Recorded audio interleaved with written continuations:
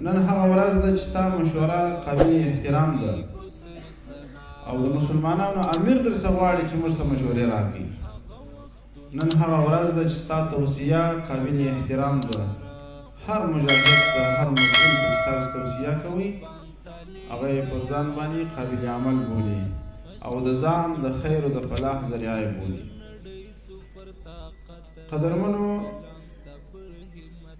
دا څه چې مو وویل په مجلس کې چې تاسې زموږ سره همه چیزی که در مجلس گفتیم که شما شیوخ کرام علماء کرام امرای ما در تحصیلات عالی در پوهنتونها بیایی به صفت اساتذه خدمت بکنین. از همین مجلس به شما اعلان میتیم که امتحانات داخله از امروز شروع میشه بخیر. در ثقافت اسلامی علماء کرام و شیخ کرام میتونن که به صفت استاد اجرای وظیفه نمایند. همان علماء کرام که بعد از اینکه از علم فارغ باشن سندی پوهنتونم داشته باشن میتونن که امتحان بدهند.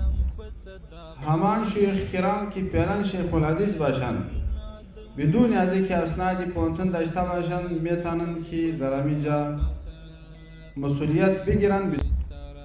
همان شیخ کرام که فعلا شیخ الحدیث باشن بدون از اینکه اسنادی پوهنتون داشته باشن میتونن که در همینجا مسئولیت بگیرن بدون امتحان. همان شیخ کرام که در دورای خود مدرس هستند میتونن که در اینجا داخله بکنن، وظیفه بگیرن، خدمت یعنی بجاها بکنن بدون امتحان. همان علماء کرام که مدرسین هستند و در تدریس خوب شهرت داشته باشند و طلبه از همه و اساتذه مطمئن بودند میتونن که در همین میدان امرای ما خدمت بکنند. ما امرای خود بعضی اندیوالا وردهیم مسئولین تقرر که فعلا انشاءالله امتحانات شروع میکنند، داخله شروع میشن و فقط مجلس ما منحصر به همه اساتذه نیستند.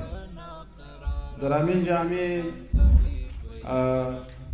قول شریف سید رسول صلی الله علیه وسلم باید در عمل آورده شوند فلیبلغ الشاهد الغایب.